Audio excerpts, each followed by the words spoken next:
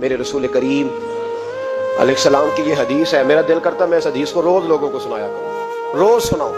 امام جلال الدین سیوطی نے لکھی ہے, اللہ کے رسول ایک دن فرمانے لگے فتح مکہ کے بعد حضور آئے تو مسجد بھری ہوئی تھی. پہلے چند لوگ ہوتے تھے, اب فتح مکہ کے بعد بھر گئی مسجد. حضور تشریف لائے تو صحابہ اٹھ کے کھڑے ہو گئے. حضور نے شان و شوکت دیکھی, مقام دیکھا اللہ کا دیا ہوا, تو محبوب رونے لگے.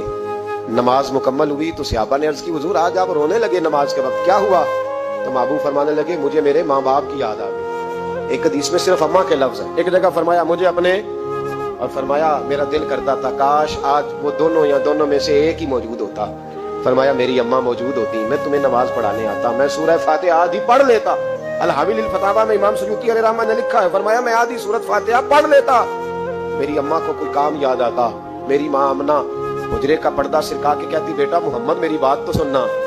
تو نبی پاک فرماتے ہیں اللہ کی عزت کی قسم میں نماز چھوڑ دیتا, پہلے اماں کی بات سن کے آتا. یاد رکھو بھائیو, یاد رکھو, یہ مرتبہ ہے, یہ مقام.